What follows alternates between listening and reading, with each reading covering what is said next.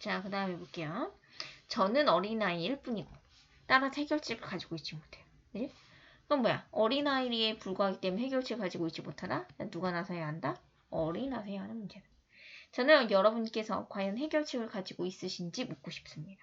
여러분은 오존층에 난 구멍을 수리하는 방법, 연어가 되돌아올 수 있게 죽은 강을 살리는 방법, 사라져버린 동물들을 되살리는 방법을 알지 못해요. 되살릴 능력이 없어요.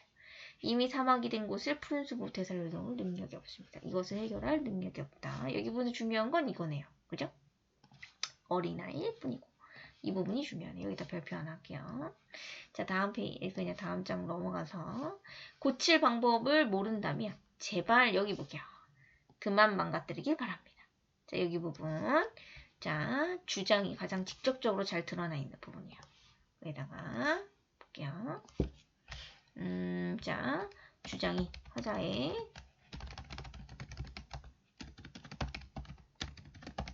직접적으로 드러난 부분으로 이 바로 여기고요. 여러분은 정부의 대표로, 기업가로, 기자나 정치가로 여기에 와 계십니다. 그런 사람들이 참여했다는 거죠. 청중으로. 그렇지만 그 이전에 여러분 여기 부분 가족이라는 부분 열어볼게요. 자, 여기 부분 누군가의 어머니, 아버지, 아저씨들이며 또 누군가의 자녀입니다. 자, 당신들은 기업가고 정부의 대표고 기자나 정치가 뛰어난 어떤 직책을 가지고 있지만 가정으로 들어가면 누군가의 어머니일 거고 아버지일 거고 그치? 아저씨. 이게 무슨 뜻이냐면 환경 문제를 가족의 입장에서 생각을 해봐야 된다는 거예요. 그러니까 어떤 사회적 지위 이런 거로 생각하지 말고 그죠? 가족의 입장에서 환경 문제를 해결해야 된다. 다시.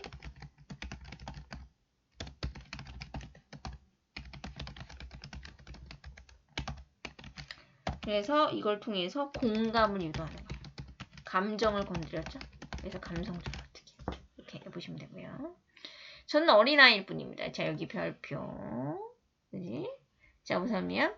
그렇지만 저는 우리 모두가 50여 명으로 된 가족의 일부라는 사실. 난 어린아이일 뿐이지만 이 사실을 알고 있다. 그지? 어린아이도 알고 있는 당연한 사실이라는 것을 강조하는 거죠.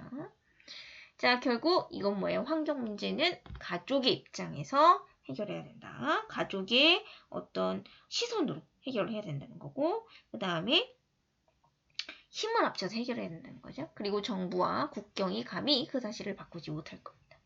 이제 정부와 국경을 뛰어넘어서 하나의 가족이다라는 생각으로 환경 문제를 해결해야 된다는 얘기예요. 저는 어린아이일 뿐이에요. 그렇지만 저는 우리 모두가 하나이며 하나의 목표를 향해 행동해야 한다는 것을 알고 있습니다. 저는 분노하고 있지만 눈 멀어 있지는 않습니다. 제가 어떻게 느끼는지 세상에서 말하는 것을 망설이지 않고 있어요. 그러니까 왜요? 어린아이일 뿐이지만 이렇게 행동에 나서니까 어른들도 행동에 나서야 한다. 자, 어린아이일 뿐입니다라는 부분에서 강조하고 있는 것들이 뭔지를 좀 구분하셔야 돼요. 맨 앞에서 저는 어린아이일 뿐이고 따라서 해결책을 가지고 있지 않아요. 그렇기 때문에 어른들이 나서줘야 된다는 얘기고. 그지? 그 다음에 저는 어린아이일 뿐이지만 우리가 모두 50여 명으로 된 가족이라는 사실을 알고 있대요. 그러면 어린아이도 알고 있는 사실, 어린아이지만 우리 어린아이도 알고 있을 만큼 당연한 사실이다.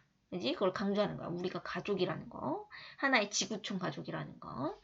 자, 어린아이일 뿐입니다. 그렇지만 저는 우리 모두가 하나다. 행동해야 된다는 것은 알고 있다. 그러니까 어른들도 행동에 나서야 한다. 이런 얘기죠.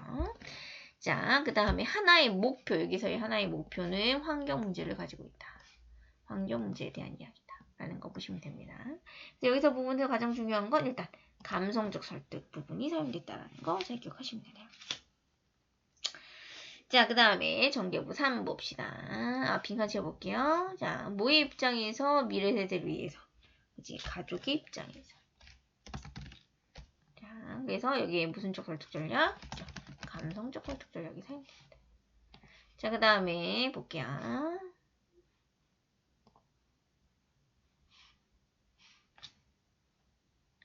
보겠습니다. 아이고, 미안해요. 잘못했어요. 됐네요. 사람들은 너무 많은 쓰레기를 만들어냅니다. 네, 이제 주장이 바뀌었어요. 주장 2, 여기가 주장 2고요. 여기 전개부 3이 주장입니다. 빈곤 문제를 해결했다. 얘기를 하는 거예요. 사람은 너무 많은 쓰레기를 만들어냅니다. 우리는 사고 버리고 또 사고 버립니다. 그러면서 가난한 사람들과 나누려고 하지 않아요. 자, 우리는 필요한 것 이상으로 가지고 있을 때도 조금이라도 잃고 싶어 하지 않고 나누어 갖기를 두려워한다. 이렇게 돼 있어요. 자, 우리는 필요한 것 이상으로 가지고 있을 때라고 돼 있죠. 이거 근거 1이에요.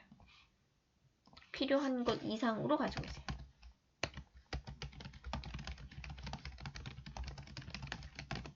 우리는 필요한 것 이상으로 가지고 있고요. 이틀 전 여기 브라질에서 큰 충격을 받았대요. 야, 큰 충격을 받은 이유가 뭔지 봐야 돼. 저희는 길거리에 살고 있는 몇몇 아이들과 얼마 동안 시간을 보냈습니다. 그중 한 아이가 저에게 이렇게 말했어요. 내가 부자가 됐으면 좋겠어. 만약 내가 부자라면 나는 모든 거리 아이들에게 음식과 옷과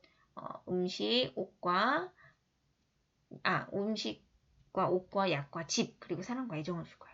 왜 충격을 받았어요? 그쵸? 가난한데도 불구하고 나누려는 생각을 가지고 있었잖아. 그지? 그래서 그렇게 사는 거. 여기 밑에다가 이렇게 해서 필기를 한번 볼게요. 왜 충격을 받았냐면, 가난한 아이가, 그치?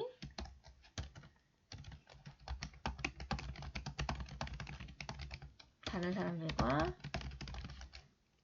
사람들에게 쓸게요. 이게 베푸려는 태도를 지니고 있어서 나누려고 해. 근데 앞에서 뭐라고 했어? 우리는 나누려고 하지 않는다. 필요한 것 이상으로 가지고 있지만 나누려 하지 않는단 말이야.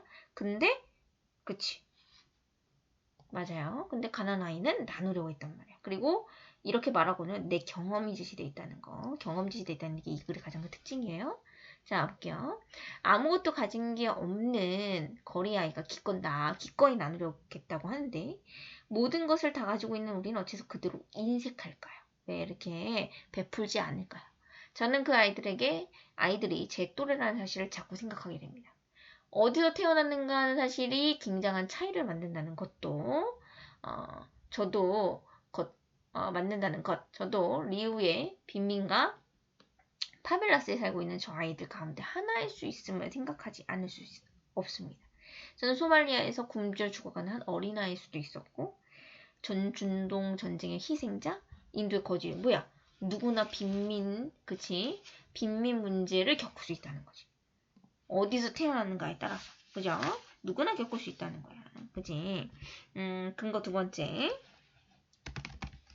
여기가 근거이고요. 어디서 태어났느냐에 따라.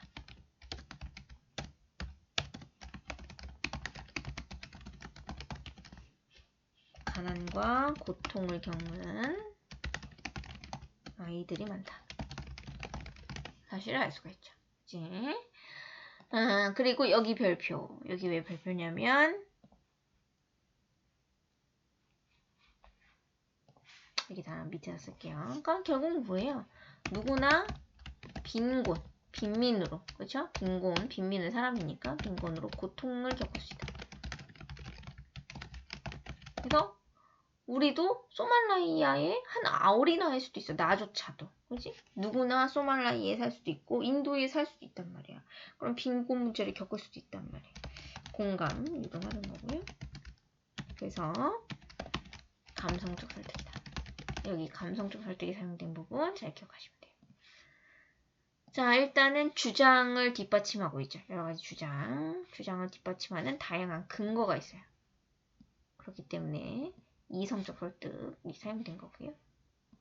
그 다음에 누구나 빈민가의 아이로 태어나 빈곤을 겪을 수 있다.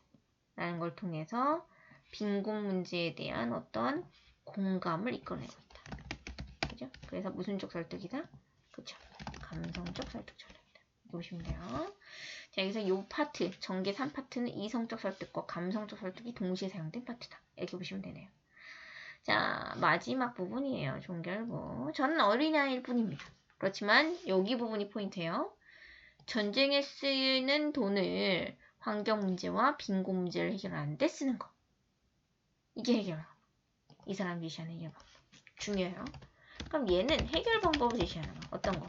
전쟁을 위해 쓰이는 돈을 환경 문제와 빈곤 문제를 해결하는 데 쓰자.